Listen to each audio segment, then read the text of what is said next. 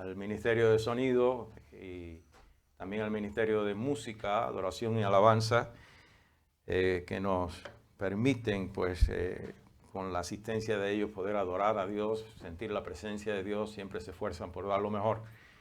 Y damos gracias a Dios también porque, gracias al hermano Walter, al hermano Luis, tenemos esta bendición de poder compartir la palabra con hermanos y amigos que nos ven a través de estos medios. A ustedes los saludamos en el nombre del Señor Jesucristo. Y deseamos sinceramente que usted sea tan ministrado por el poder transformador de la palabra de Dios como los que estamos aquí. Pues estamos estudiando, siempre aclaro que es un estudio, esto no es un mensaje explosivo, motivacional, ni cosa que lo parezca, es un estudio de la palabra.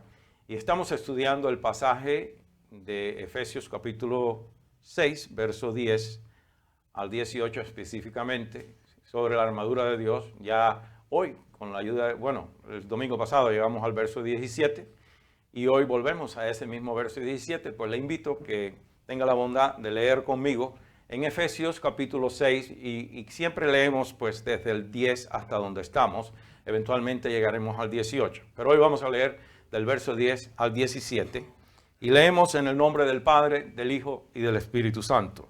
Y dice así la Escritura: por lo demás, hermanos míos, fortaleceos en el Señor y en el poder de su fuerza. Vestíos de toda la armadura de Dios para que podáis estar firmes contra las acechanzas del diablo. Porque no tenemos lucha contra sangre y carne, sino contra principados, contra potestades, contra los gobernadores de las tinieblas de este siglo, contra huestes espirituales de maldad en las regiones celestes.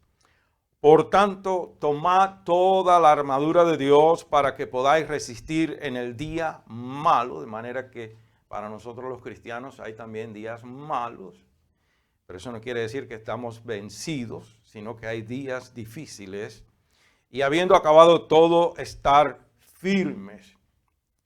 Está pues firmes, ceñidos vuestros lomos con la verdad y vestidos con la coraza de justicia y calzados los pies con el apresto del evangelio de la paz. Sobre todo, tomad el escudo de la fe con que podáis apagar todos los dardos de fuego del maligno y tomad el yelmo de la salvación.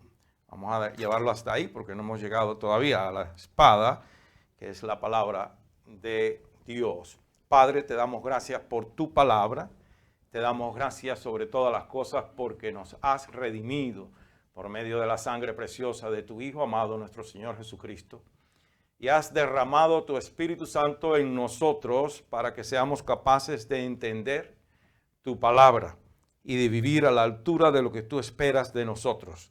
Te damos gracias por esa gracia y esa misericordia que has derramado sobre nuestras vidas. Gracias en el nombre de Jesús. Ahora prepara nuestros corazones, prepara nuestras mentes, que la palabra, tu palabra, sea para bien nuestro, para transformarnos, para hacer de nosotros verdaderos discípulos y discípulas del Señor Jesús, y que en el transcurso de nuestras vidas seamos útiles en las manos del Espíritu Santo para glorificar tu nombre. Por Jesús te lo pedimos y te damos gracias. Amén. Bueno, amado, estamos pues, que Dios la bendiga, hermana Manuela. Qué bueno que está aquí. Por segunda vez, ese niño tremendo ha vuelto. Qué bueno, que Dios le bendiga grandemente. Pues, amados, la semana pasada llegamos a este verso 17 y estuvimos compartiendo sobre la importancia del yelmo de la salvación, de ese casco. Inclusive compartimos o comentamos que el hombre entendió, y esto es algo muy significativo para nosotros, que hace más de 5.000 años, según los historiadores, hay evidencia que ya hace quizás 3.500 años antes de la primera venida del Señor Jesucristo, ya el hombre estaba implementando algún tipo de protección para la cabeza. Lo que obviamente a lo largo de la historia vino desarrollándose, perfeccionándose, lo que hoy conocemos como el casco, que usan tanto en las Fuerzas Armadas como también el casco o el beneficio de la protección para la cabeza, el casco, se ha aplicado en casi todas las ramas del deporte que lo requiere y también de la industria pesada, la industria ligera, de la construcción, etcétera, etcétera.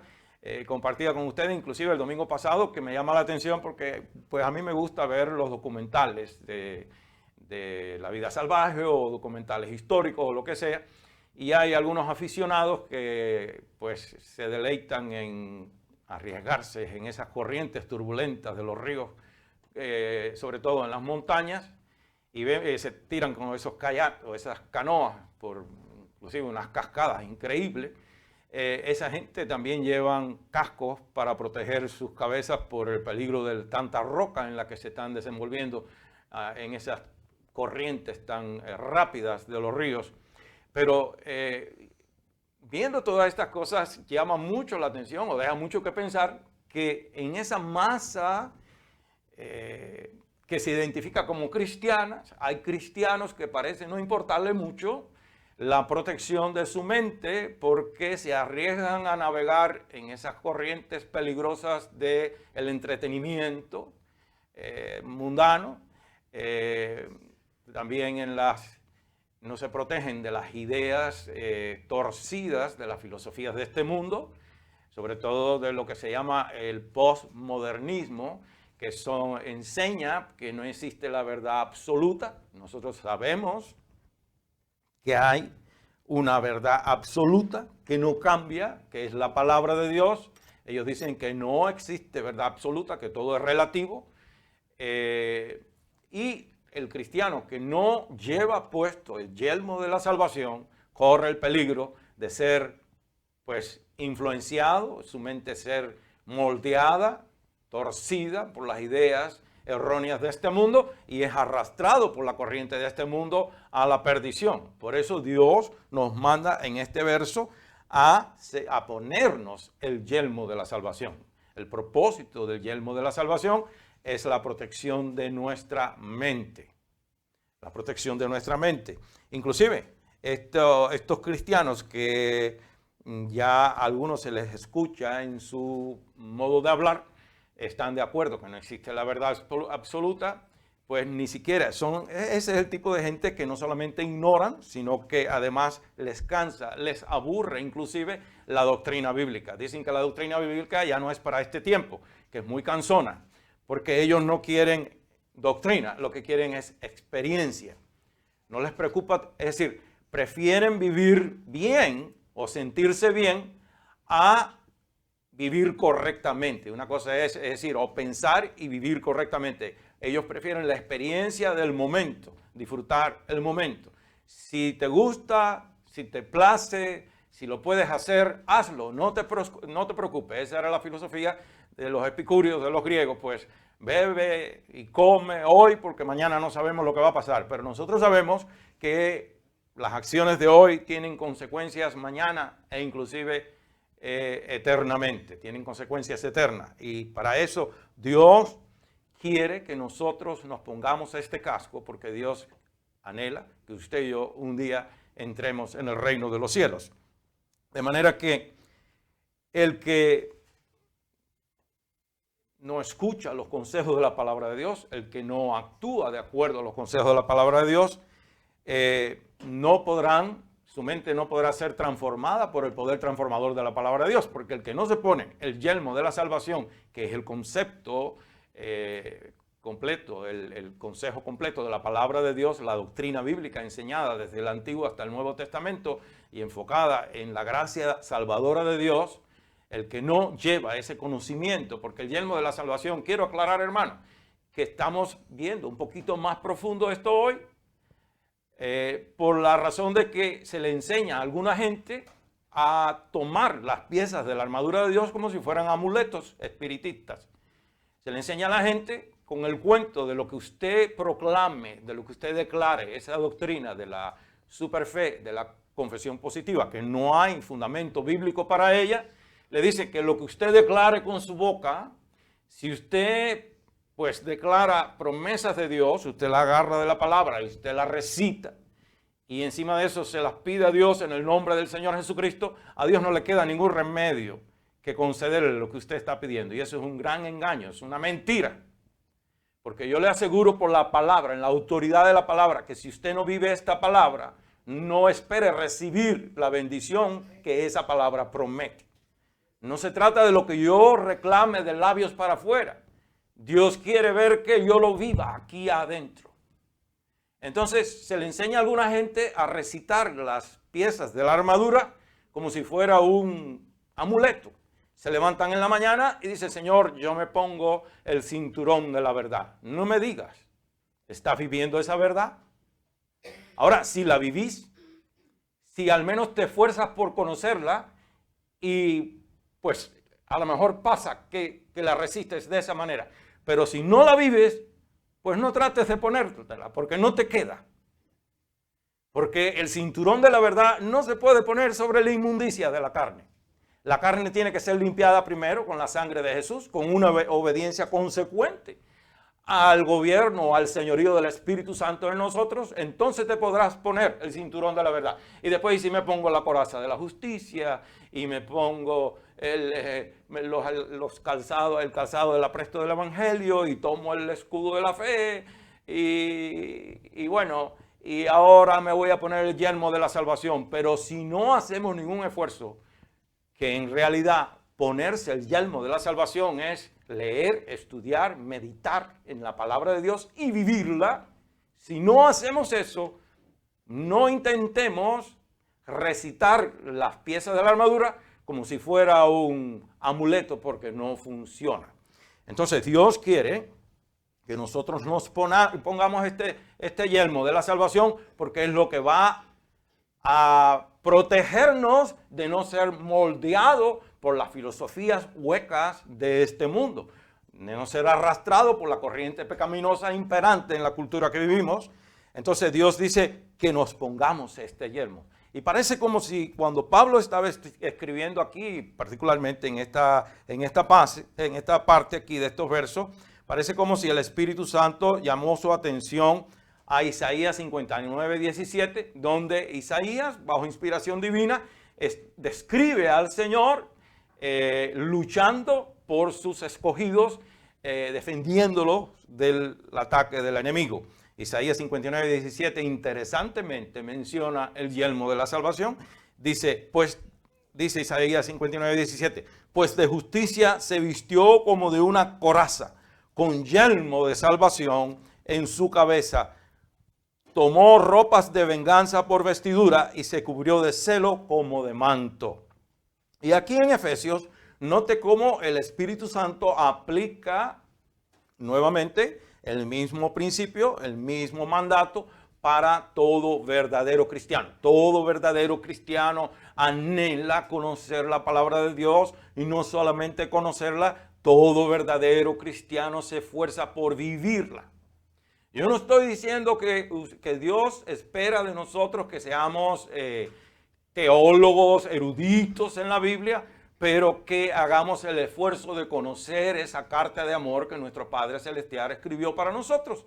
Esa es la Biblia. El que tiene un conocimiento del 30%, hermanos, Dios exige que usted viva al 30%. Él no le va a exigir que usted viva al 100%. Si usted conoce un 30%, esfuércese por vivir al nivel del 30%, no del 29%, porque Dios no lo va a aceptar. Si usted es un cristiano que tiene un conocimiento del 60% de la palabra de Dios, esfuércese por vivir al 60%. Pero con la aspiración, el anhelo de llegar a ser un cristiano del 100%. Jesús lo dio todo por usted, Jesús lo dio todo por mí. ¿Por qué entonces no vamos a esforzarnos por darlo todo para Él también? No es que le estamos pagando, nosotros jamás podremos pagar. No se me malinterprete, nosotros no podemos pagar por esta salvación tan grande. Pero una vez que somos salvos, debemos esforzarnos por corresponder a ese amor con amor. Y cuando uno ama, uno hace el esfuerzo mayor posible por agradar a aquella persona. Máxime el Señor Jesús. Entonces, el propósito de ese yelmo, repito, el propósito del casco, del conocimiento de la palabra de Dios, es para proteger nuestra mente, Y en realidad esa frase, la frase del yelmo de la salvación, debe llamar nuestra atención hacia la totalidad de la salvación. Ahí es que quiero ir porque, repito, esto del yelmo de la salvación, la gente como es una ilustración, obviamente, para poder nos enseñar una verdad mucho más grande que está detrás de lo que es un casco, porque usted se podrá poner el mejor casco del mundo y eso no le va a proteger en el sentido literal de lo que la palabra se refiere aquí.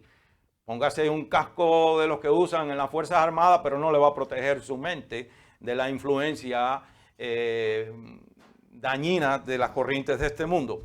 Pero cuando la palabra o la frase, el yelmo de la salvación, debe llamar su atención, mi atención, a la totalidad de la salvación. Es decir, a los 3 tiempos de la salvación. Hay 3 tiempos en la salvación. Y quiero que preste atención para que me entienda bien. Yo no estoy diciendo, va a entender cómo son estos tiempos de la salvación. Está el pasado, presente y futuro. Son 3 tiempos claves en la salvación del hombre.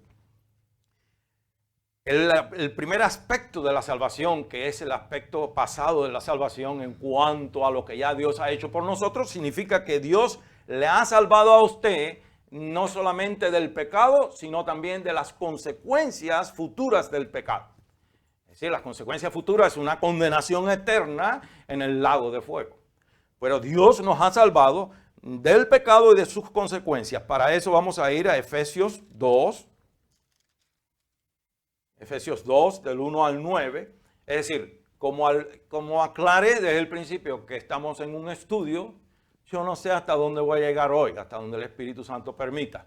Pero vamos a leer los textos bíblicos porque es importante leer la palabra para que la palabra se encargue de respaldar lo que yo estoy diciendo, porque si no, usted solamente está recibiendo palabra de hombre. Yo quiero que reciba la palabra de Dios, que entienda por qué yo estoy diciendo en el tiempo pasado de la salvación. En el tiempo pasado me refiero, no es que Dios lo salvó y lo abandonó, sino que Dios en ese acto de gracia y misericordia, en un abrir y cerrar de ojos, escuche bien cómo es la gracia salvadora de Dios. En el momento que usted confesó a Jesús, el eterno Hijo de Dios, en el momento que usted confiesa a Jesús como único Señor y Salvador personal, en ese instante, en un abrir y cerrar de ojos, Dios perdona todos sus pecados, pasados, presentes y futuros. Lo importante es mantenerse en Cristo Jesús. Pero en ese instante que usted es perdonado, que usted es limpiado por la sangre preciosa de Cristo, el Espíritu Santo viene a morar en usted, usted comienza a caminar en una nueva vida, según 2 Corintios 5, 17. Es decir, en ese momento, toda la cuenta vieja que había contra usted, toda la culpa del pecado, todo el asedio de Satanás sobre su vida, en ese momento es resuelto por el poder redentor de la sangre de Jesús. Todo es borrado, todos los pecados, todo es borrado por la sangre de Jesús y usted empieza una cuenta abierta delante de Dios. Usted es libertado, rescatado del pecado y sus consecuencias. Entonces leamos en Efesios 2, del 1 al 9.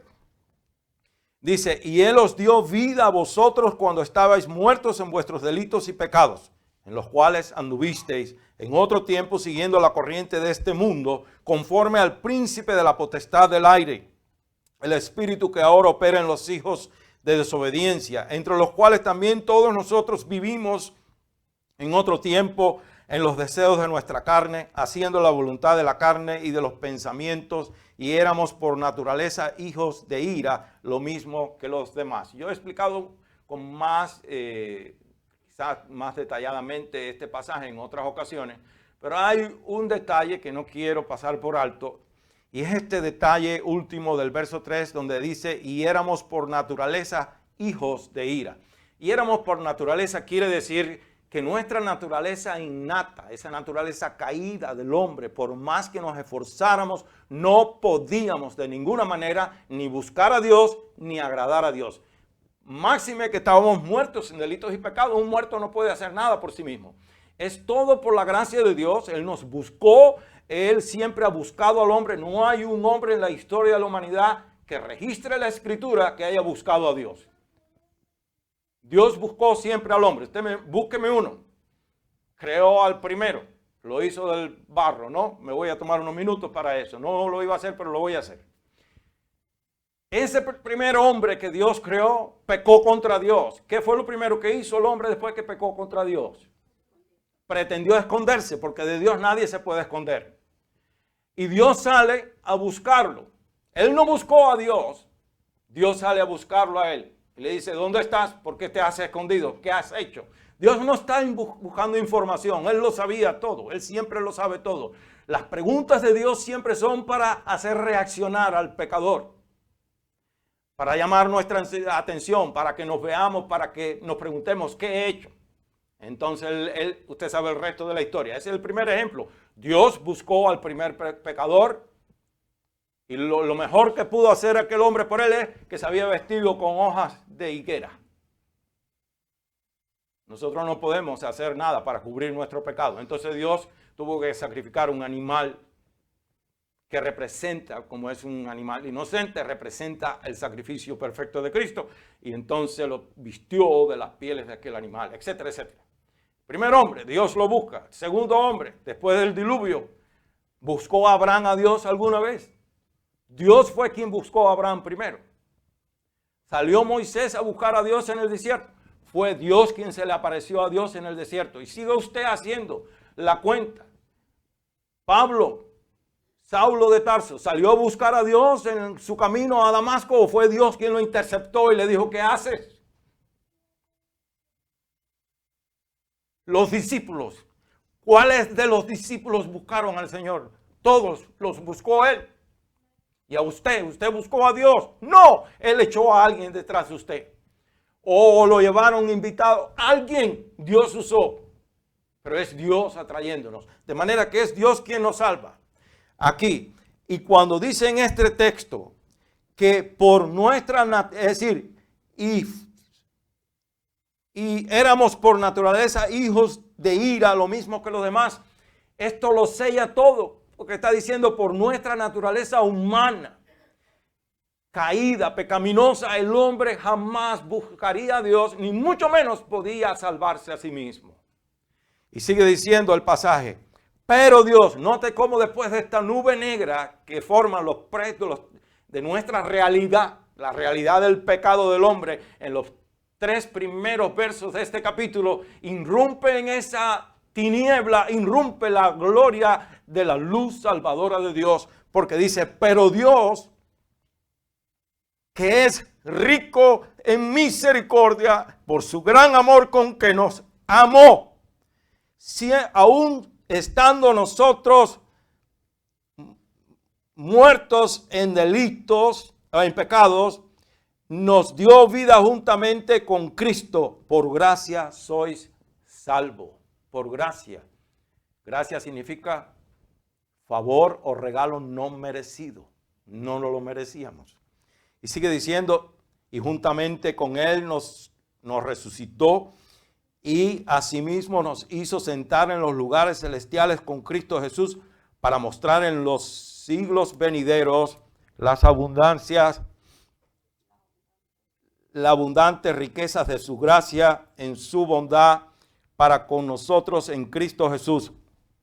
Porque por gracia sois salvos por medio de la fe, y esto no de vosotros, pues es un regalo de Dios, no por obras, para que nadie se gloríe. Estoy ciego, estoy más ciego que un murciélago, no veo nada.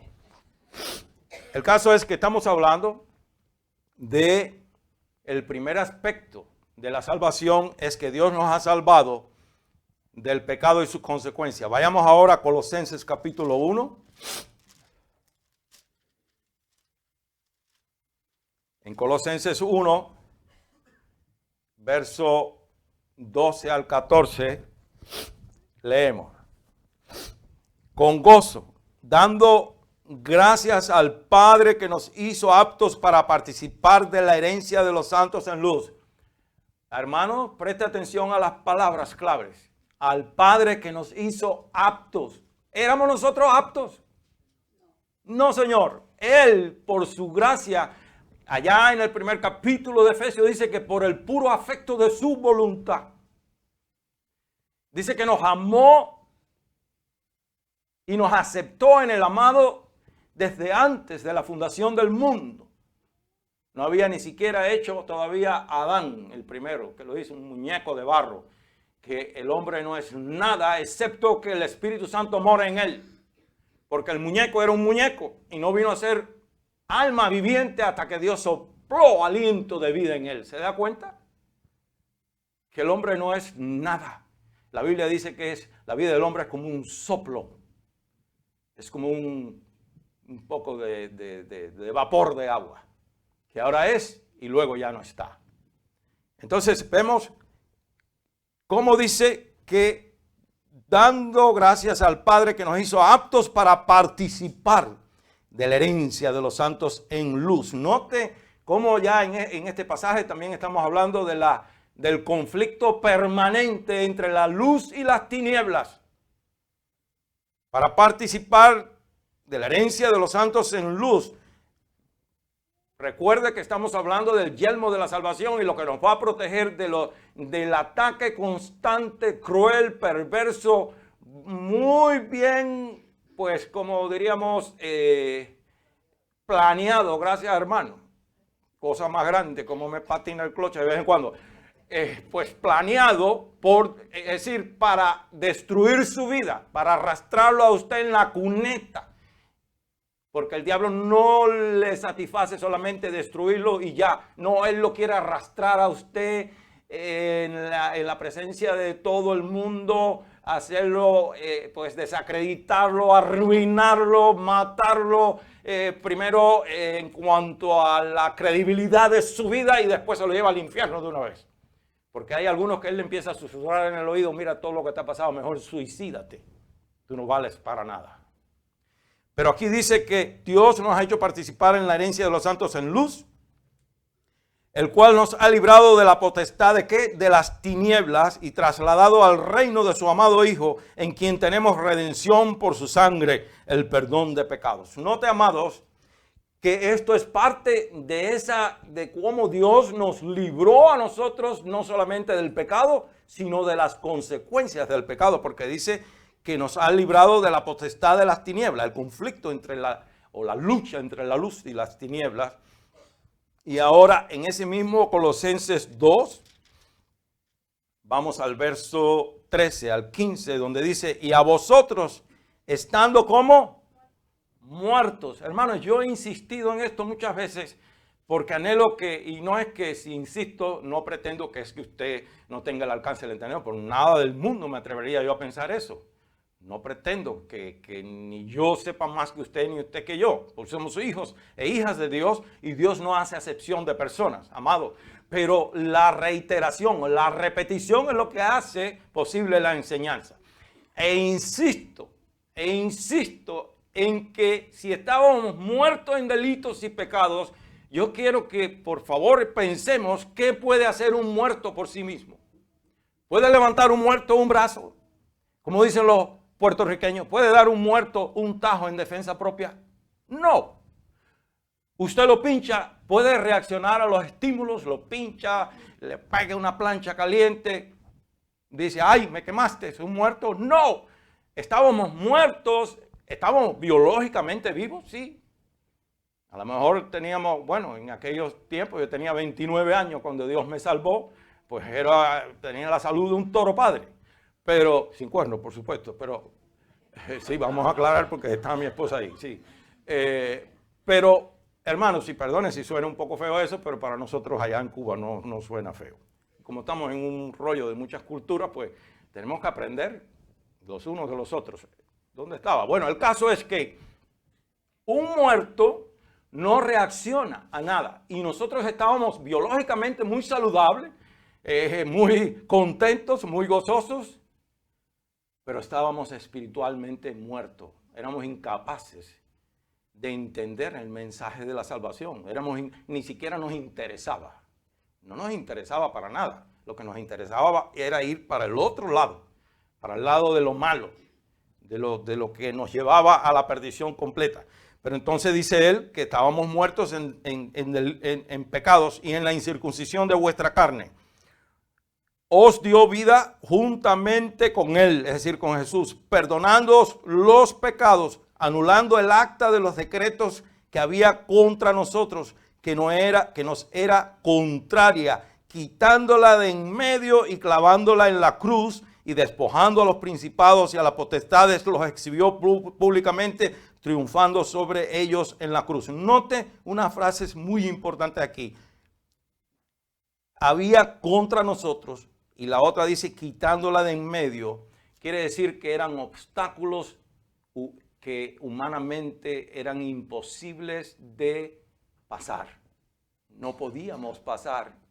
No podíamos resolver el acta de decretos que nuestros pecados habían formulado en contra de nosotros. Estábamos, como dicen, fritos y puestos al sol ante la corte celestial divina. No había cómo nosotros argumentar, ni mucho menos defendernos.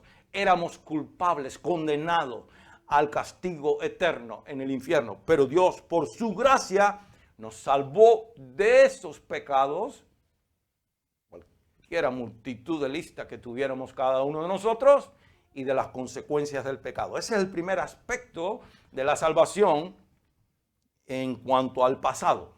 Ya, se resolvió. Usted se convirtió, como en mi caso, cuando yo tenía 29 años, mucho ha llovido desde entonces, ya tengo 63.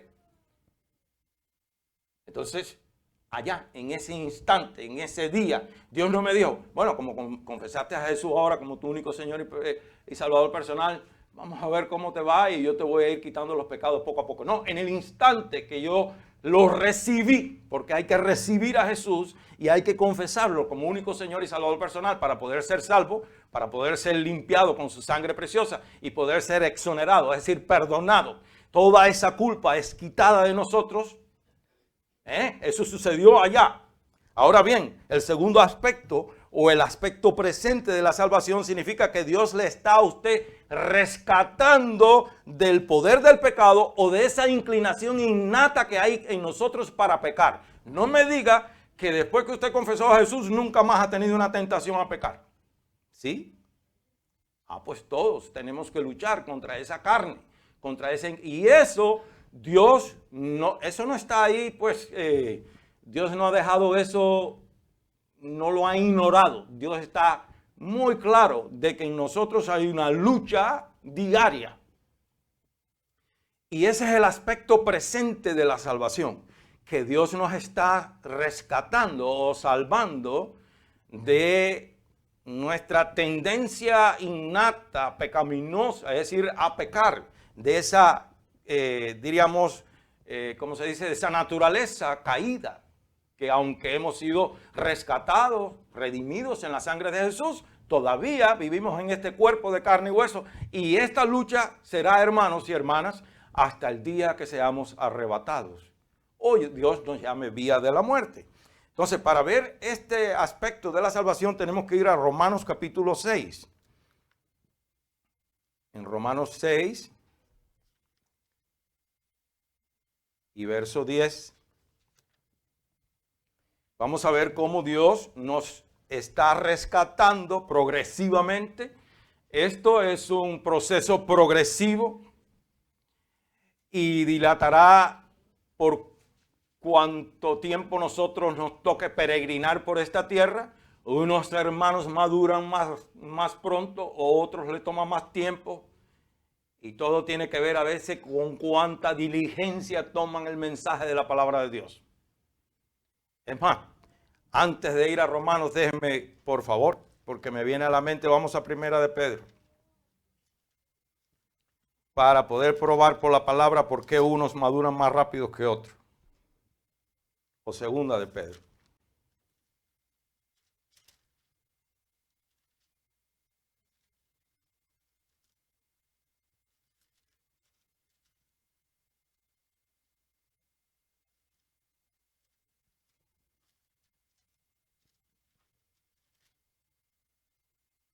En Primera de Pedro, perdón, capítulo 2 dice, Primera de Pedro, si es que lo andaba buscando, me vino a la mente. Primera de Pedro 2 dice, desechando pues toda malicia, todo engaño, hipocresía, envidias y todas las detracciones, desead, escuche bien, desead como niños recién nacidos la leche espiritual no adulterada, para que por ella crezcáis para salvación, si es que habéis gustado, es decir, si es que hay algún agradecimiento por la benignidad de Cristo, por lo bueno que ha sido Cristo contigo, conmigo. Pero noten las palabras, desead como niños recién nacidos. Usted está por dar a luz, la hermana pues ya dio a luz, gloria a Dios, y tiene el niño en su regazo. Cuando el niño esté más durito, tiene hambre y empieza a gritar, ¿se conforma con cualquier cosa? ¿O hay que darle pues la botella de leche o el pecho? ¿Sí? Y si no, le cabe otro niño por la boca con los gritos que pega. ¿Sí o no, hermana?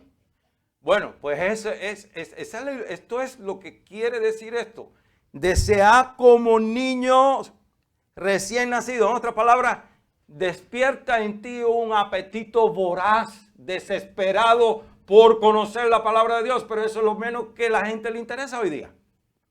Las estadísticas muestran que el 80% de los que se identifican como cristianos leen la Biblia una vez al mes o no la leen del todo, señor.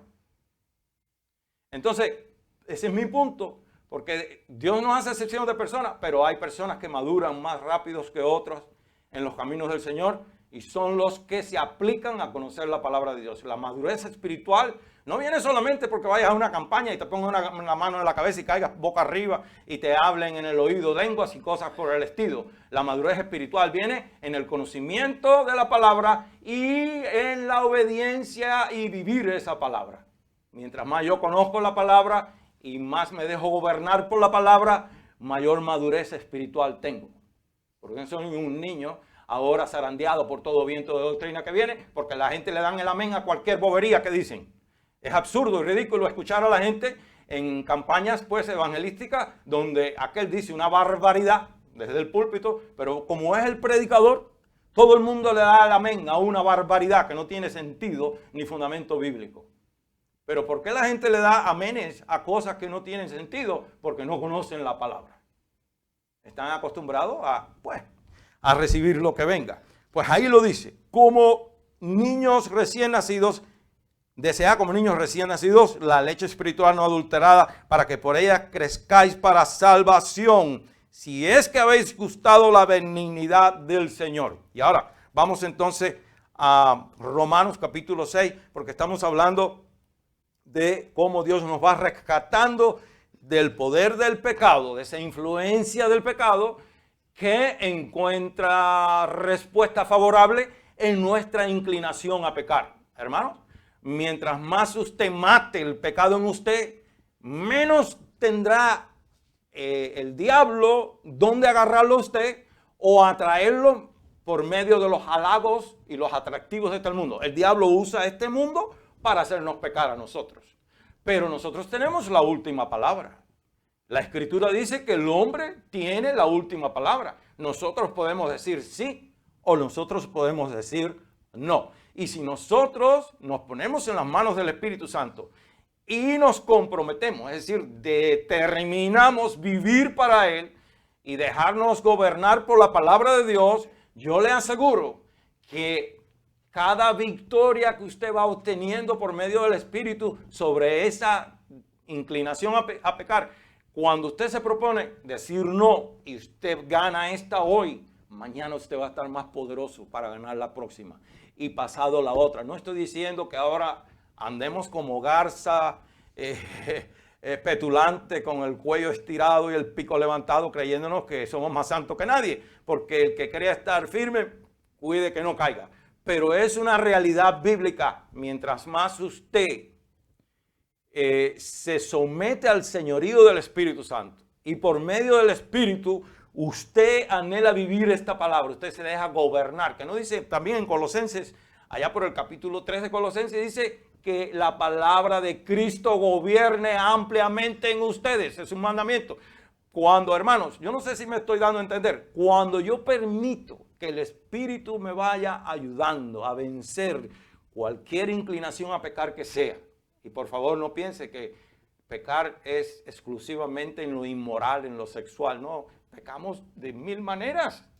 Pero cuando me propongo en mi corazón ser obediente, el mismo Espíritu se va encargando que en mí se va desarrollando cada vez una madurez y una templanza de carácter, esa longanimidad que es grandeza de ánimo para vencer lo que venga en el nombre de Jesucristo. Yo me voy haciendo cada vez más fuerte en el Espíritu, y por cuanto yo estoy alimentando el Espíritu con la palabra de Dios, yo no estoy alimentando mi carne, no le estoy dando lugar a los deseos de la carne, yo estoy alimentando el Espíritu y viviendo por el Espíritu. Entonces yo me voy haciendo cada vez más poderoso en contra de los deseos pecaminosos de la carne. Y ese es el proceso transformador, regenerador y santificador que el Espíritu Santo opera en cada uno de nosotros, pero va a ser más efectivo en aquel que ¿cómo se dice? Que se pone más, o que está más dispuestamente a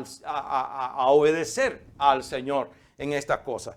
Y note entonces en Romanos capítulo 6, vuelvo a repetir para encajar donde estábamos, que Dios nos está rescatando del poder del pecado y de esa inclinación innata en todo ser humano.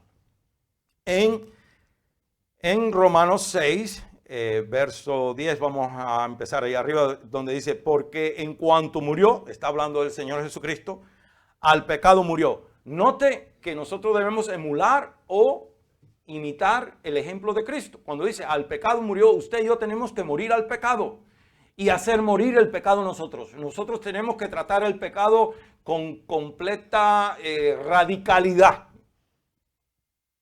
En cuanto se asoma en la ventana del pensamiento, usted tiene que pararlo ahí mismo. No puede darle vueltas ahí, porque si usted lo acaricia un poco, le pone una zancadilla y usted cae. Entonces,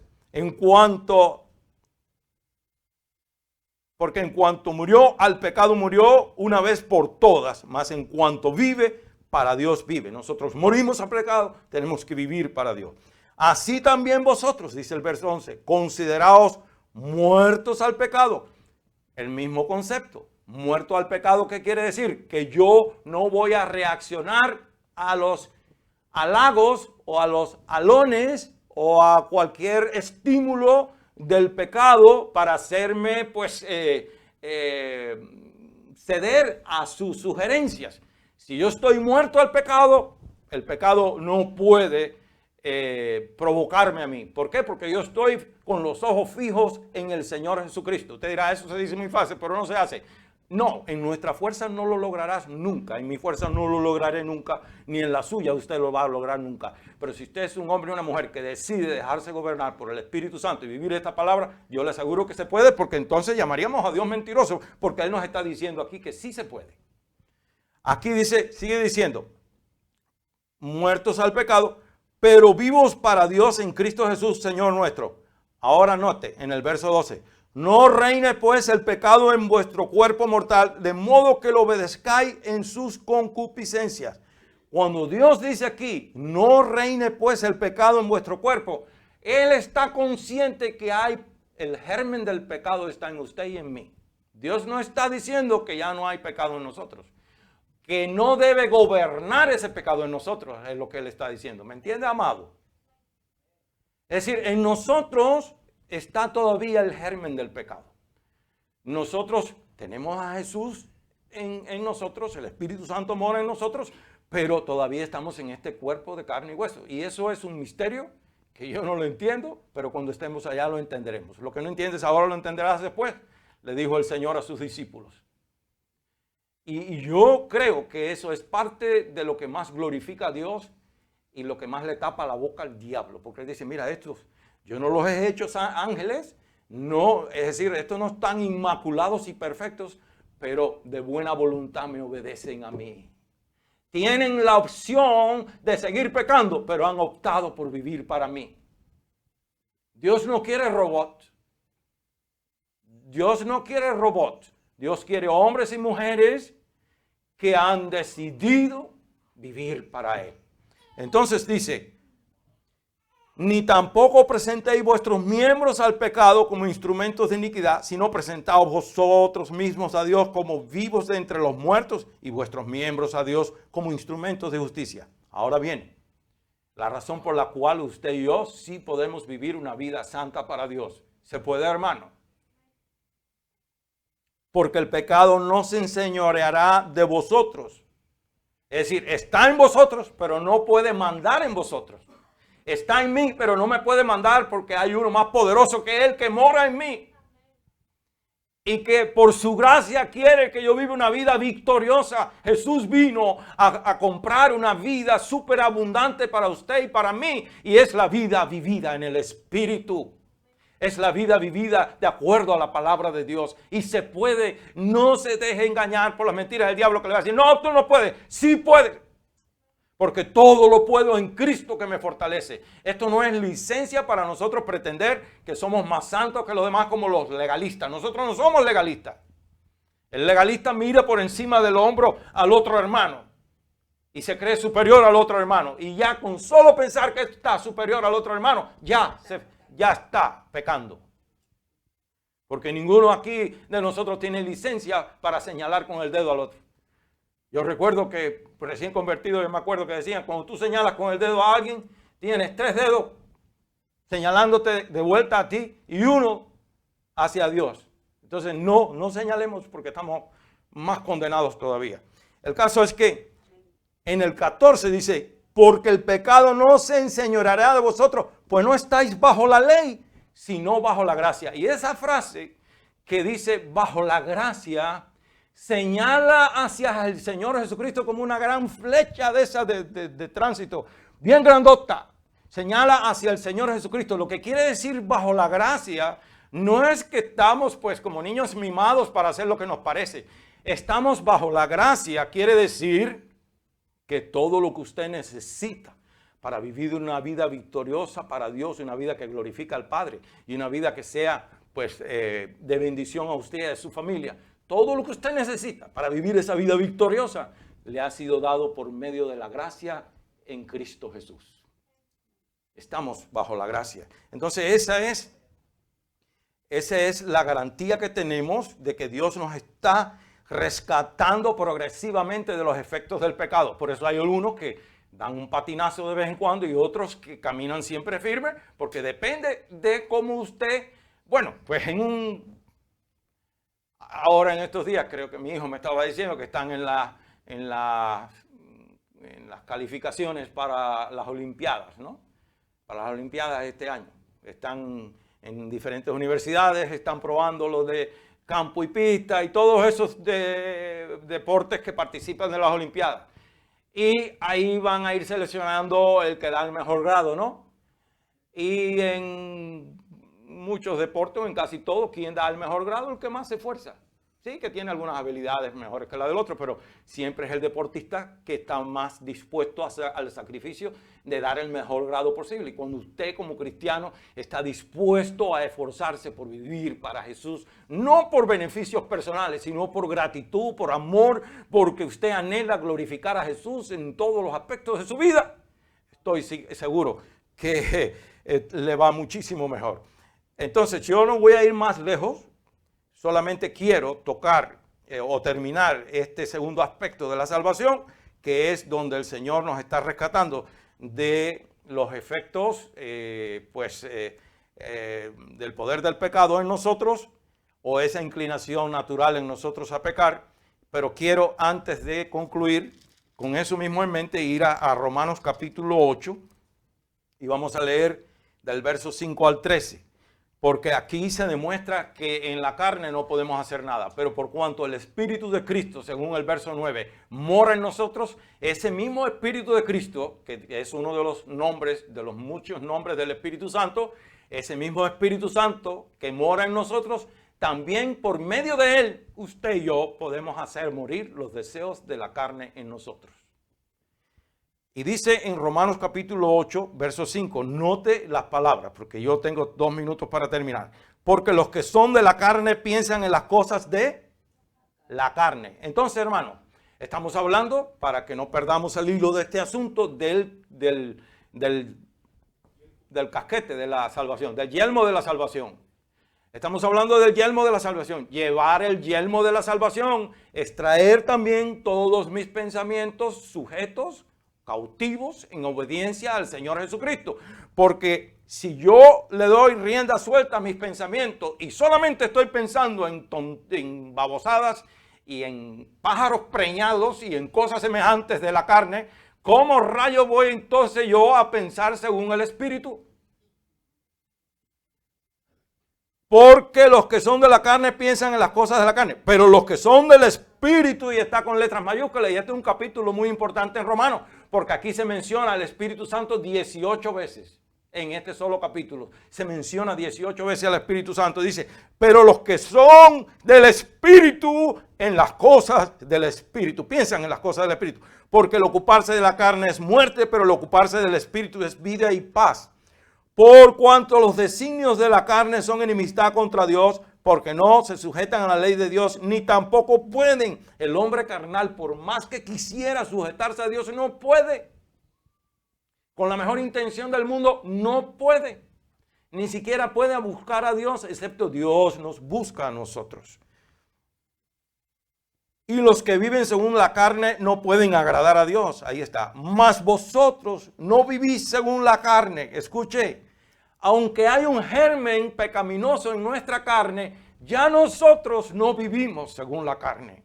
Porque el Espíritu de Cristo mora en nosotros desde el primer día que nos convertimos. Te dirá, ¿qué tiene que todo esto que ver con el yelmo de la salvación? Ah, no. ¿Qué quería usted? Que yo le dijera que se lo pusiera todas las mañanas como un amuleto. El yelmo de la salvación requiere conocer los tres aspectos de la salvación.